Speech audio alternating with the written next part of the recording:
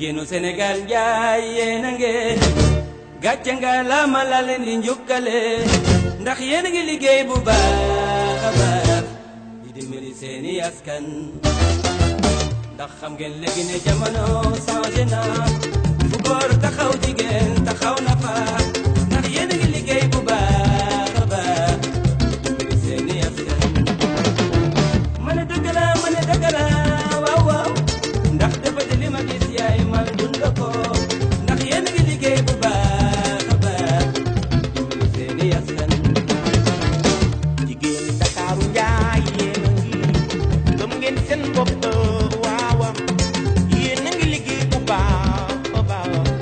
dimbali seeni jëkkër li ma neex ci yéen ñi daal mooy saa su ne yéen a ngi liggéey jigéen yéen a ngi liggéey bu baax a baax dimbali seeni jëkkër mani dëgg laa waaw waaw man de li ma gis man baab laay wax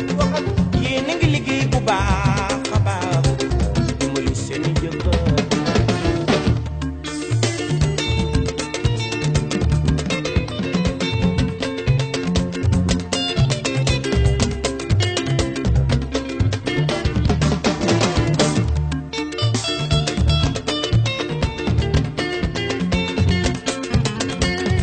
waaw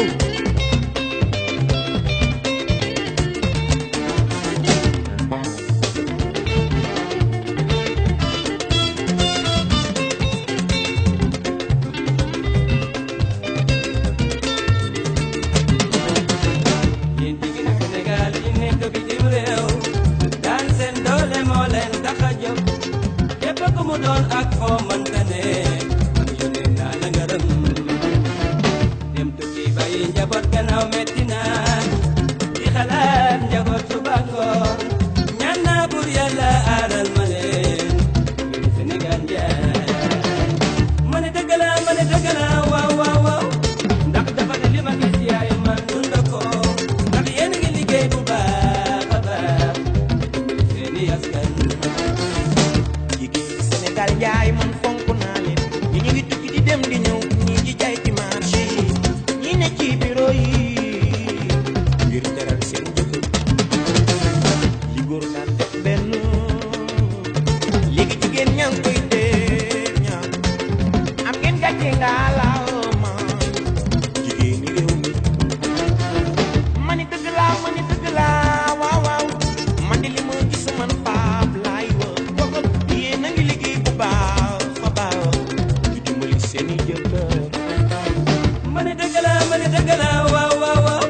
ndax dafa ne li ma gis yaay man dund ko ndax yéen a ngi liggéey bu baax a baax dimbali seeni askan ma ne dëgg la waaw waaw waaw ndax dafa ne li ma gis yaay man dund ko ndax yéen a ngi liggéey bu baax a baax dimbali seeni askan jigéen mooy jigéen ay am ngeen gàcce ngaalama jigéeni réew mi ndeysaan jigéeni Sénégambia yéen jigéen ñi bitim réew am ngeen gàcce ngaalama yéen jigéen ñi yee waaw leen góor waaw leen góore waaw leen góor waaw leen góor yéen jigéenu Sénégal bu dee bëccëg mën ngeen ko bu dee bëccëg mën ngeen ko bu dee tawit mën ngeen ko waaw waaw jigéen ndeysaan yéen a ngi fi yéen a ngi fee lépp daal ngir daan seen doole ale lelelelele yéen jigéen bu dee bëccëg mën ngeen ko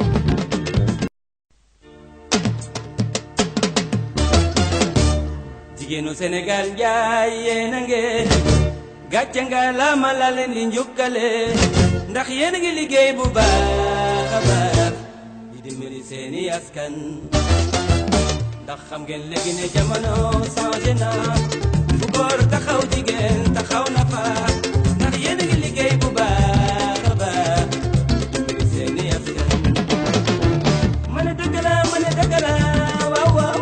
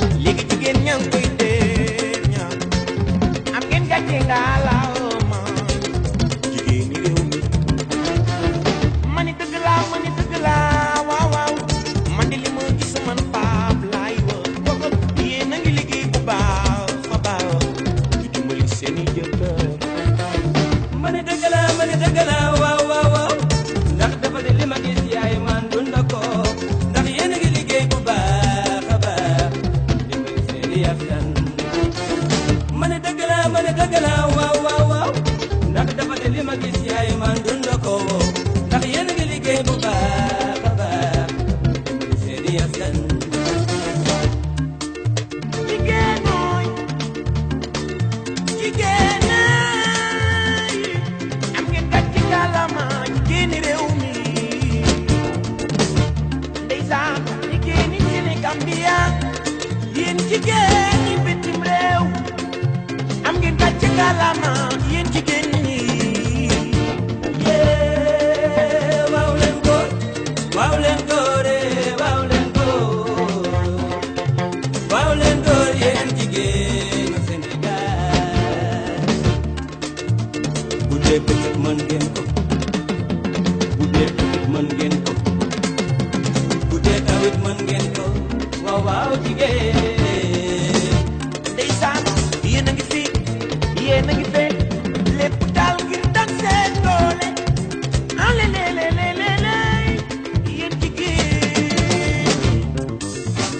bu dee bëccëg mën ngeen ko bu dee guddi mën ngeen ko bu dee tawit mën ngeen ko waaw waaw jigéen. Seynabou Gaye Touré, présidente du conseil départemental de Tivaouane, présidente du réseau d'appui aux initiatives des femmes du Kayor, REFCA.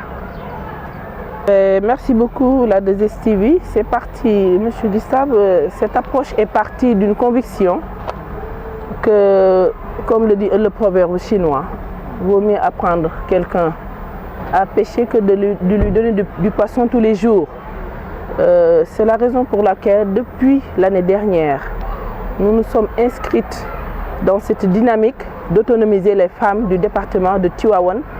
qui sont une composante majeure du pays. Donc les Nations Unies ont choisi le thème l'autonomisation des femmes et des filles rurales, mais ils nous ont emboîté tout simplement le pas parce que l'année dernière, nous avons fait procéder de la même façon, à savoir sélectionner tout en étant regardant sur la cartographie du département les femmes qui ont besoin d'être capacitées, d'être formées sur des modules majeurs que sont la fabrication de céréales, la fabrication d'eau de javel, le micro-jardinage, la fabrication de yaourts, aussi la fabrication de savon et de transformation de fruits et légumes. Et l'année dernière, nous avions pris une cible de 179 femmes. Cette année, nous avons pris une cible de 150 à 160 femmes. Et cette fois-ci, il y a un plus, on a ajouté l'entrepreneuriat pour que ces femmes, étant formées sur des modules majeurs, puissent avoir la capacité de gérer des GIE. Et nous y avons additionné aussi des possibilités de financement à travers une banque privée. Et cette année, nous avons choisi la Cofina, qui est une banque microfinance qui accompagne les femmes du Sénégal. Et cette année, ils ont choisi le département de Tivaouane parce qu'ils sont conscients que c'est des femmes debout, c'est des femmes en capacité d'être accompagnées et c'est des femmes qui peuvent donc représenter ce qu'on appelle la success story des femmes nationales. Donc, pour tout dire, voilà ce qui explique notre inscription dans cette voie d'accompagner nos femmes pour que le Sénégal, que le président de la République, son Excellence Macky Sall, a inscrit dans les rampes de l'émergence, puisse être palpable dans les collectivités locales. Tivaouane a la chance ou la malchance, hein, je le dis, mais en tout cas Tivaouane est l'une des collectivités locales départementales qui est dirigée par une femme. Donc quand on se préoccupe de la promotion, du leadership et de voir les femmes se prendre en charge, donc être autonomes, je dois m'inscrire en pionnière devant toutes les collectivités locales pour donner l'exemple et pour dire que mes femmes, en tout cas les femmes de mon département, méritent une attention particulière. Et pour ce faire, nous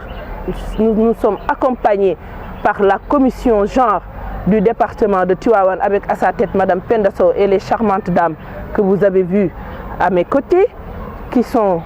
elles-mêmes membres du conseil départemental, mais aussi femmes de développement. Parce qu'avant de venir au Sénégal, étant en France, je les ai trouvées sur le terrain, en train de s'activer dans des activités génératrices, en train d'accompagner les femmes à travers d'autres structures. Là, en étant élue, c'est elles qui m'ont élue, donc je me dois d'être particulièrement attentionnée à leur endroit. C'est ce qui explique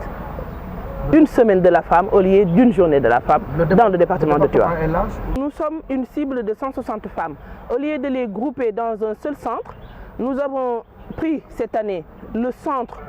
de recherche et d'essai qui est sous la houlette du ministère de l'Enseignement supérieur et de la Recherche de mon frère Mary-Teuw Niane. Et nous avons pris ici le CEDAF qui est une entité du ministère de la Femme pour que tout le monde s'y retrouve. Le département de Tivaouane est composé de 18 collectivités locales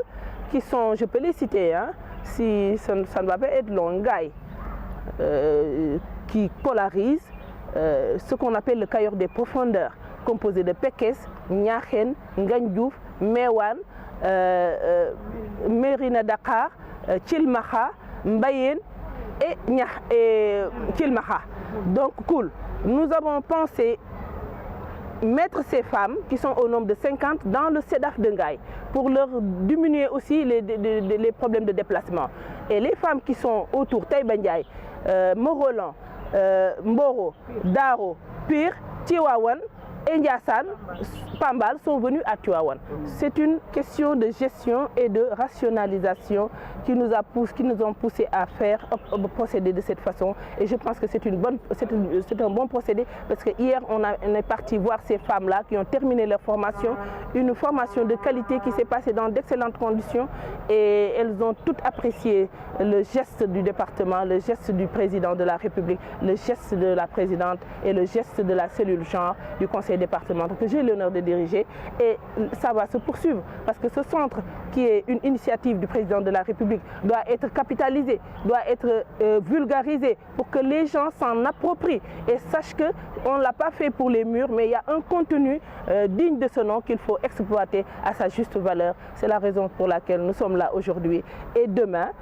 last but not least, nous allons continuer nos activités par l'ouverture d'une salle de classe qui a été octroyée au centre de formation qui est sous la aile du ministre de la formation professionnelle. On leur a octroyé, le conseil départemental, malgré ses maigres moyens, a pu construire une salle d'un coût de 7 millions qui sera réceptionnée demain sous la présence du ministre qui viendra nous rendre honneur. Et le ministre de l'Enseignement supérieur, les financements. Nous allons remettre aussi 20 vélos aux meilleures filles qui se sont distinguées par les excellents résultats l'année dernière, qui vont réceptionner leurs vélos afin de leur faciliter à faire le déplacement vers leurs écoles respectives. C'est la raison pour laquelle c'est une semaine riche qui est en train de se passer dans le département et nous sommes assistés aussi par des hommes parce que nous disons semaine de la femme mais sans les hommes aussi nous ne pouvons rien faire. Donc Gustave, je pense que... C'est une chose. Oui. Une autre chose, c'est de les accompagner avec un coaching adéquat, mais les donner surtout des moyens additionnels et j'allais dire des outils pour la pratique. Est-ce que vous avez pensé à une unité de production? Absolument, absolument. De ces produits de céréales, fruits et légumes? Absolument, absolument. C'est le pas qui va nous mener vers vraiment la concrétisation de tout ce qui vient de se passer. On en discutait rien qu'hier soir. Nous allons prendre dans nos budgets, en tout cas accompagnés de partenaires, une somme à affecter à l'autonomisation vraiment des femmes en leur octroyant des unités de production. D'ailleurs, on peut ne pas même toucher notre budget parce que le président de la République est quand même en train de fournir un excellent travail dans ce domaine. Par la voie du ministère de l'Industrie et des Mines, je me souviens l'année dernière, on avait prévu de mettre 6 unités de production dans le département de Tivaouane. Bon, le processus a été arrêté, je vais relancer pour pouvoir bénéficier de ces machines, de ces outils, aller chercher des partenaires par la coopération décentralisée qui vont nous aider à les accompagner, à les outiller, à les mettre dans de bonnes conditions. Et l'entrepreneuriat qu'ils vont apprendre aujourd'hui dans ce centre va les aider à mieux aller de l'avant. Donc il n'y a pas de souci à se faire, tout va aller mieux pour le meilleur des mondes.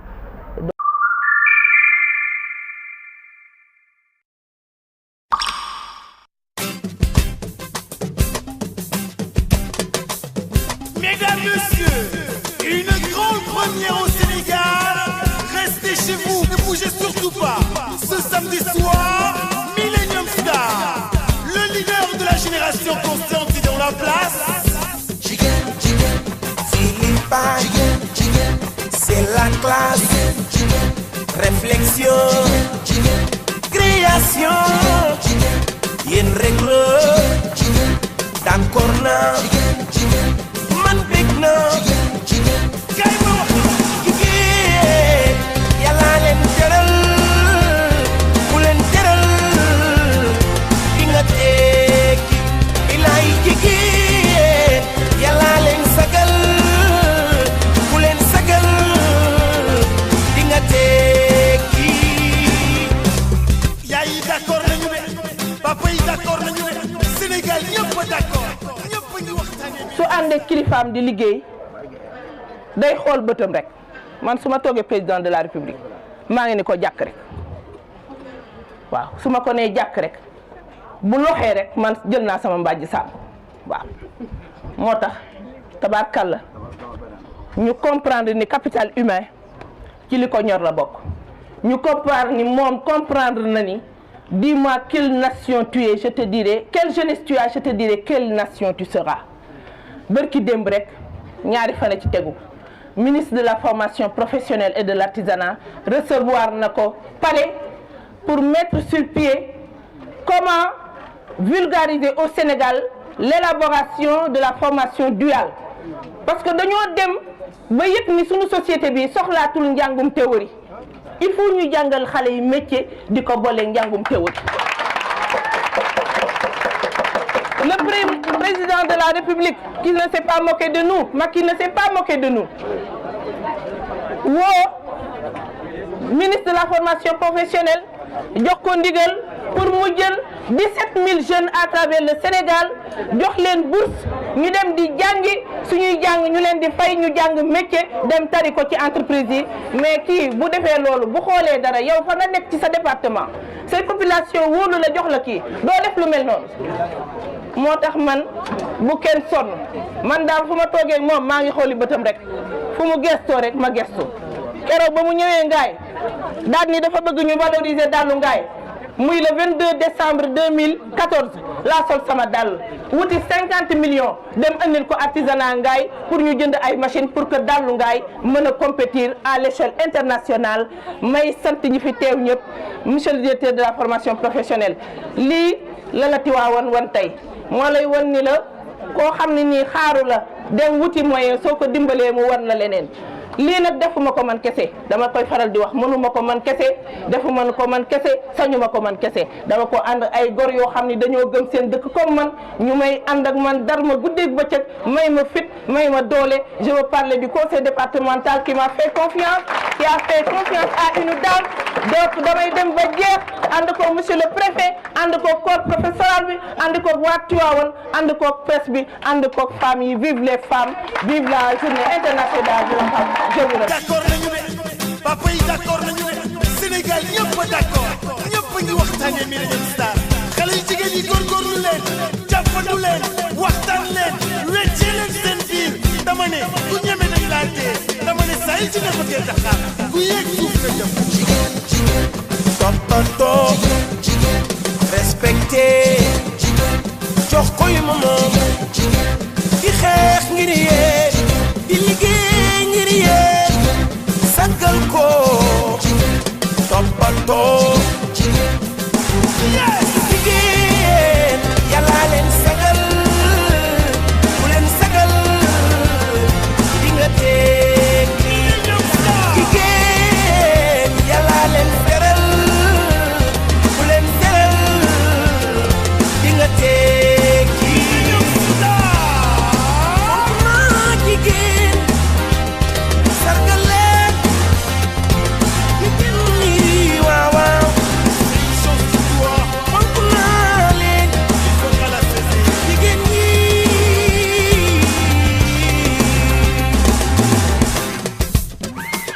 foo yendoo foofu lay fanaan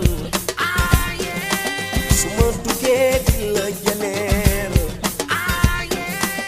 lu ma yor yow yaa ko moome samay xalaat yow lay bëggee fu ma demit du ma yàgg fu ma tukkit du ma yàgg yaay sama sori. La cérémonie qui nous réunit ce matin participe concrètement à la promotion des femmes et consacre les efforts d'une recherche constante d'équité et d'égalité des genres dans tous les secteurs d'activité du département de Tivaouane. L'atelier de formation en coiffure,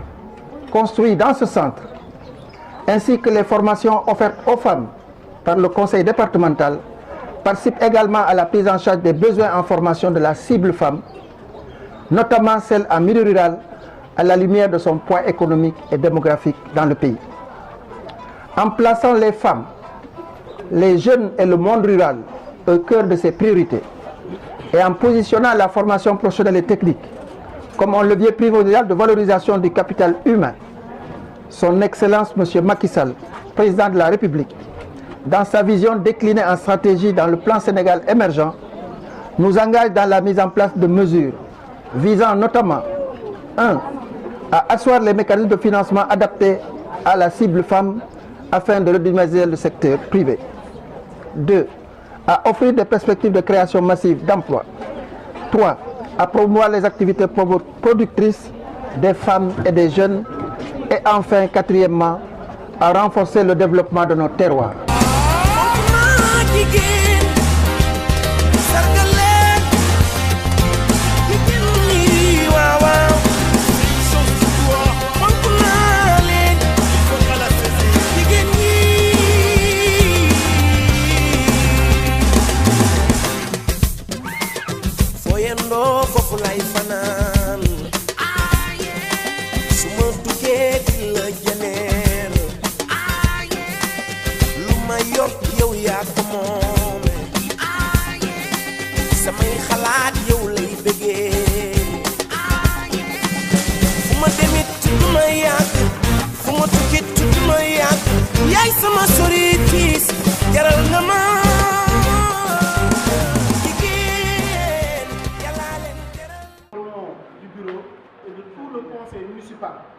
Profiter de ce moment historique et symbolique pendant lequel nous célébrons la femme, de rendre un vibrant hommage à notre présidente Seynabou Gaye Touré elle-même. Madame la présidente, portée à la tête de l'institution du conseil départemental le 24 juillet 2014, ne nous a pas déçus. Depuis lors, elle ne ménage aucun effort pour non seulement orienter le conseil en s'appuyant sur les commissions techniques pour que le conseil, qui est l'organe délibérant, puisse prendre des décisions éclairées. Mais une fois les décisions prises en tant qu'organe d'exécution, elle exécute avec succès toutes les décisions du conseil. Et aujourd'hui, c'est une occasion qui nous est offerte pour véritablement lui rendre hommage dans ce sens. Et c'est symbolique et coïncident symboliquement également avec la célébration de la femme, ici dans ce centre d'enseignement, dans ce centre de formation professionnelle, ex-centre d'enseignement technique féminin, dirigé par une dame, pour inaugurer une salle qu'on vient de réaliser encore une fois pour renforcer le dispositif de la formation en rapport avec le ministère concerné, pour que l'on puisse répondre à l'appel du chef de l'État qui demande à toutes les composantes de l'État, y compris les collectivités locales, donc le conseil départemental, à s'engager dans ce Sénégal émergent.